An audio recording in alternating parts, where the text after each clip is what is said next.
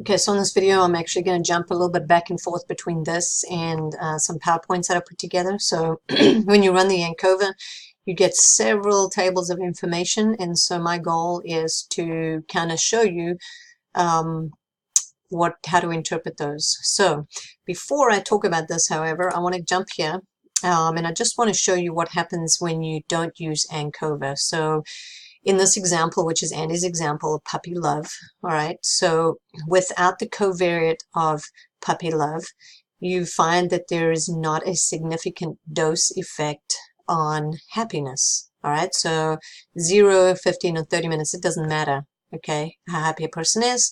That's without the covariate. So here we're thinking, okay, well, what if the covariate is puppy love? And so when you add the covariate, which is the analysis that I've done in the videos prior to, you get puppy love and you get dose, and now find that these are significant. So I'm going to jump over here. Let me move my video. Okay, there we go. Okay, so the first descriptive stats that you get is just telling you the mean of happiness for the control, the 15 minutes and the 30 minutes.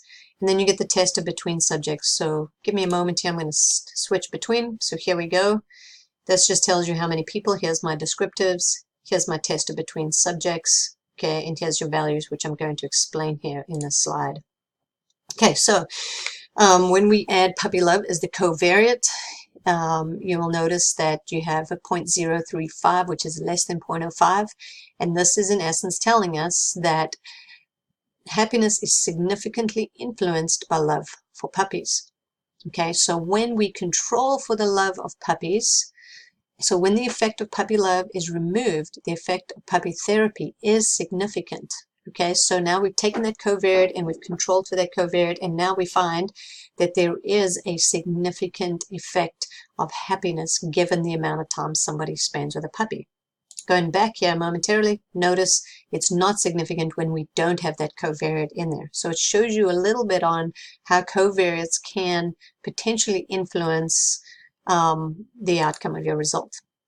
Okay, the other thing to notice here in the tester between subjects is that the variation or the explanation of happiness increases when you control for puppy love. All right, so it goes from 15 to 25. So there's a greater explanation of time spent with a puppy when you control for puppy love. So I'm going to end this video here because I don't want these to be too long, and then on the next video I'll explain a little bit more of the output.